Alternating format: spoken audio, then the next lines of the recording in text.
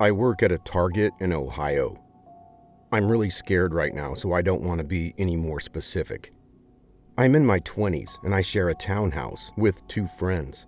I'm just glad I don't live alone. I don't have a car. But my house is within walking distance from the Target where I work. I have a bike, which I ride to work on nice days. That's what I did on the day in question. I was working the morning shift, which started at 6 a.m. I clocked in, got into uniform, and opened up my till. It's actually pretty busy at that time of morning, but these days most people just use the self-checkout lane. I guess I understand.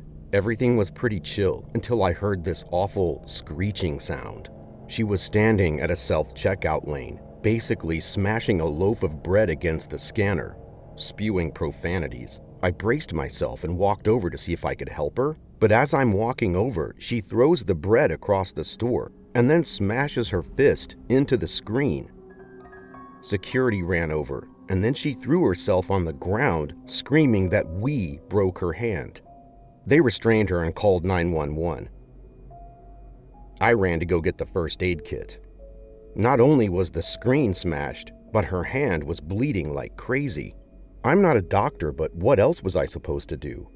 My grandmother used to have this saying, sometimes you just have to say, it's not your monkey, it's not your circus, so just walk away. I should have walked away. I got to her and knelt down next to her. I asked her if I could bandage her hand while we waited for the paramedics to show up. Then she just glared at me with pure hatred in her eyes. Before I could even think about moving away, she lashed out and clocked me square in the face. I stumbled away. I think my lip was bleeding. I cleaned up my face, and I got sent home. I got on my bike and headed home. I remember hearing the screeching of tires behind me. I looked over my shoulder and saw this huge red SUV coming right at me. I rode my bike up onto the sidewalk, but the SUV was still coming right towards me. I jumped off my bike just in time to see this maniac driving right over it. That's when I saw that it was the psycho lady from the store. I ran straight into a nearby park. I heard the crunch of steel as it connected with one of the trees lining the park, followed by the insane screams and laughter of this crazy woman. What she screamed last before everything went quiet still chills me to the bone. I know where you live. I'm afraid for my life.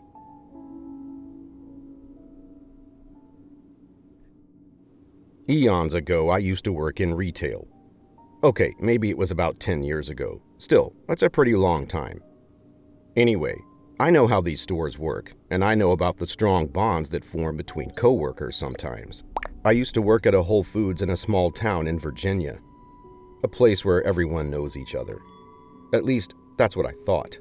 I went there recently to get some stuff to make dinner, and I said hello to some of my old coworkers. Some of them were actually still there. I started pushing my cart up and down the aisles. By the 5th aisle, I saw this guy sitting on a crate right in the middle of the aisle. I couldn't get past him, and I couldn't understand why he was just sitting there.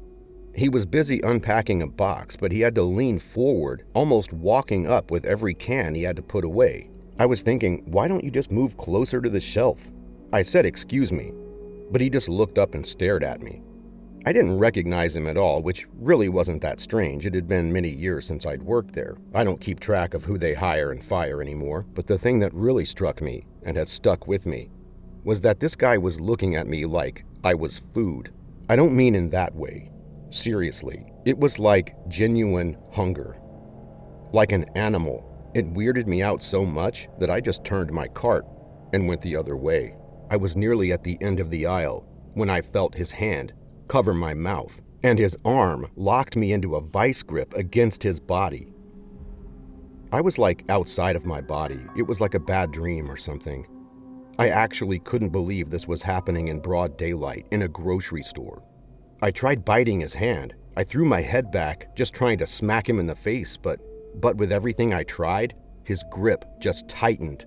I didn't give up, and eventually I shook his hand off, just long enough to scream as hard and as loud as I could. I'm not exactly weak. I take care of myself. but this guy was seriously strong. He clamped down his hand so hard that I thought he was going to break my jaw, snap my neck, or both. He picked me up and started walking towards the storeroom. I was just hoping I could at least escape with my life. Just as we got to the big swinging doors, I felt him lurch forward. He dropped me. I heard a guy shouting for me to run, so I did, straight through storage, past the lockers, and out through the loading bay side door. Strange how you sometimes never forget the layout of a place. When I burst through the door on the other side, I saw an old Chevy truck sitting there, and I just instinctively knew that it belonged to the guy that just attacked me. The cops came, arrested him, and took a statement from everyone. Then I asked one of the girls who he was. Her words chilled me to the bone. She told me that he had just started working there that same day, but had just heard the police saying how they finally had caught an escaped killer.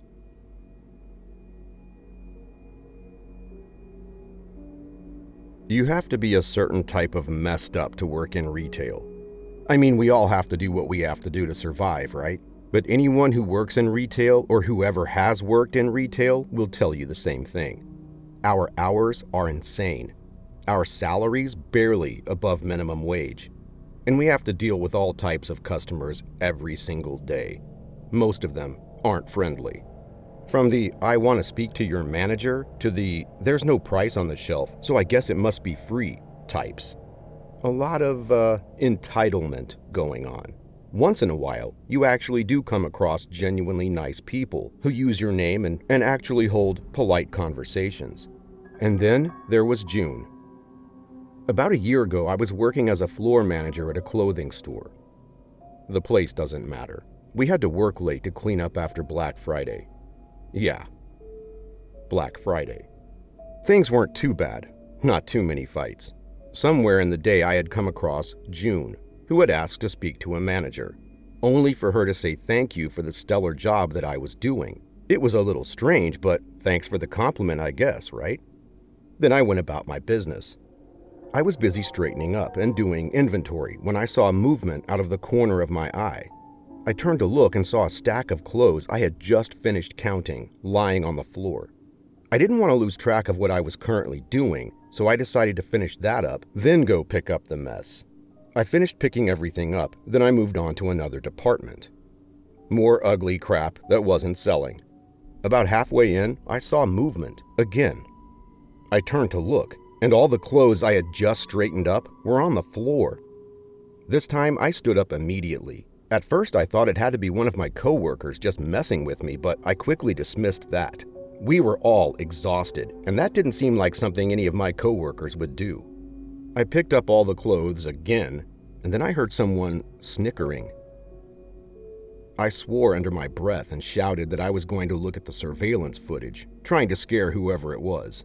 Then I felt a cold chill run down my spine. I whipped around and saw that the racks had been completely emptied.